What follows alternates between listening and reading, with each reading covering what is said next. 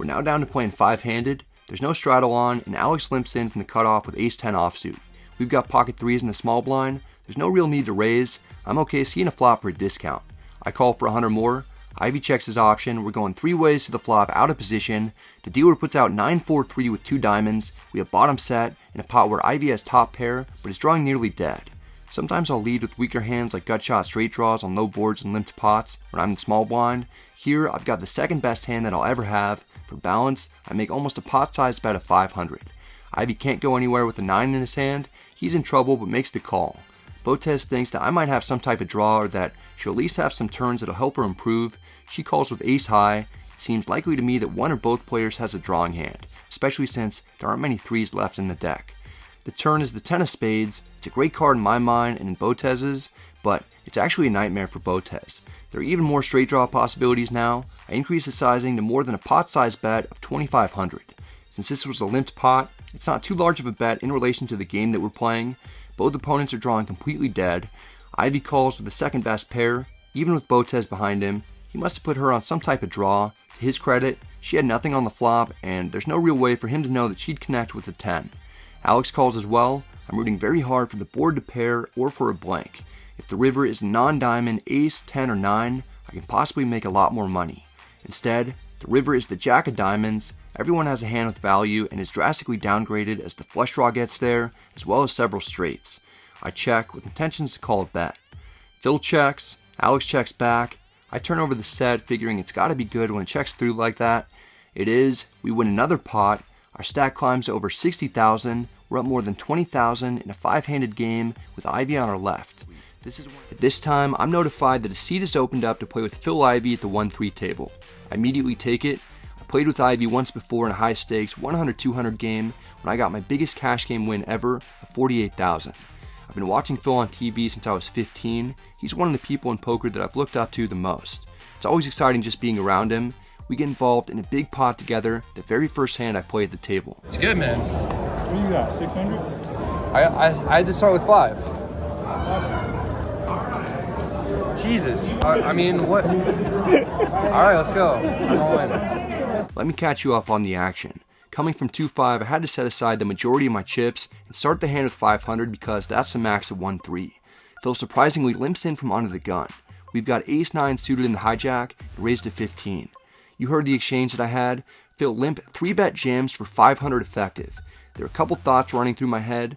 The first is, what the hell is Phil doing this with? I'm completely caught off guard and just trying to compose myself because I'm feeling how I imagine I would if Michael Jordan was around. I was just kind of hoping that we get a few easy decisions early on at the table so I can feel more comfortable. Instead, I'm immediately thrown into the fire. It seems more than possible Ivey just doesn't care about $500 and is willing to 3-bet rip it for fun or to put me to the test and make a statement that he's the one that's going to be pushing people around. It seems similar to when I 3-bet jammed with ace-6 suited in the 1-3 earlier. We've got removal to hands like pocket aces and ace-king. If he doesn't have aces, I'll have minimally around 30% equity if I'm not already ahead.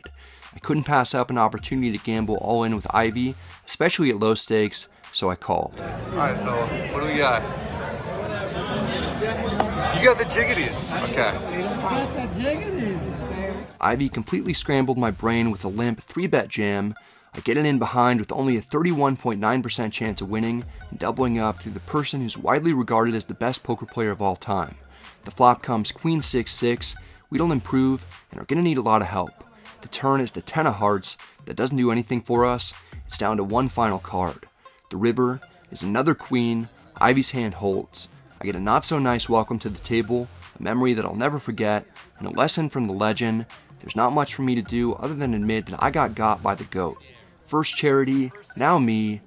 Ivey's putting on a clinic. A while later, we're five-handed again as Ivey raises to 600 from the button. We look down at ace-10 offsuit in the small blind. We can call or 3-bet. I call to play a hand against my favorite poker player growing up. We're heads up out of position. The flop comes jack-10 deuce with two diamonds. We've got middle pair and some backdoor draws. Ivey just has queen high. I check. Ivey has a handful of chips. He bets 1,200 as if it's pocket change. Phil Ivey going with the big bet here. In my head, I'm wondering if we call now, how much is Ivey going to make it on future streets? I'm envisioning Ivey bluff shoving on the river and being in a nightmare situation. Still, I try not to get too far ahead. There are plenty of cards that can help us on the turn. I call, hoping mostly for a 10 or a diamond. The dealer puts out the 3 of diamonds, giving us more ways to win the hand. I'm feeling much better picking up the draw with a blocker to the nuts. My mood changes as I contemplate Ivey betting the river, us missing our flush draw, then potentially bluff shoving. Again, we don't want to get too far ahead of ourselves. I check. Ivey still has chips in hand, just evidently not enough. He reaches for more and fires another big bet, this time for 3,500 with nothing but the 4-high flush draw. He's trying to push us around like he has with so many others for decades. We're not folding, and there's no real need for us to turn our hand into a bluff given that we have showdown value and can still improve to the nuts. I call to see the river. The dealer puts out another 3, we don't get there. I almost immediately check in a much more exaggerated way than I did on the previous streets. I'm hoping this will look suspicious to Ivey as if I'm feigning weakness, but really I have something strong. Basically, I'm trying to mimic recreational players who have probably tried to check raise Ivey in a similar manner a million times with the absolute nuts. You see Ivey looking over to process how I'm moving. Maybe this gesture will make him concerned that we've got a monster, so that he'll check back. I really don't want to see him bet something like 15,000 because that sizing will handcuff us, and we won't even be able to bluff raise. We'd have to either hero call or fold. If Ivey bets anywhere around pot or less, there will be some room for us to bluff jam, repping either the ace-high flush or a hand like 10s full of 3s, which we have removal for, as well as aces, ace-jack, and jack-10. Our emphatic check might just have accomplished our goal of freezing Ivey to allow us to get to showdown the least nerve-wracking way possible. And that is probably not the most exciting river for Phil to bluff, and he does check back really quickly, so... Whether or not the way that we checked actually affected Ivey's decision, I guess we'll never know, but it definitely didn't hurt. We got the quick check back, and a pot of $11,000 with second pair. It's a solid win that keeps the confidence high while playing against poker's elite. In this one, the straddle's on again. Ivey's in the hijack and raises to 1,300. He's got ace-9 suited. We wake up in the cutoff with a premium. Our ace-king offsuit is best at the moment. We 3-bet to 4,000. Ivey calls for 2,700 more. We're playing nearly a $9,000 pot in position against someone who's both arguably the best poker player of all time and maybe the 3rd best poker player at the table. The flop comes 10-6-3 rainbow. Neither of us have much. Ivey checks. It's not a flop that'll be all that great for us very often, and Ivey can still have some sets, overpairs, or top pair. I check back for pot control. The turn is the 4 of hearts. It's another card that typically won't help me. Ivey elects not to take a stab at it, thinking that he has at least some showdown value with his ace high. I check back again. Our hand is really face up now.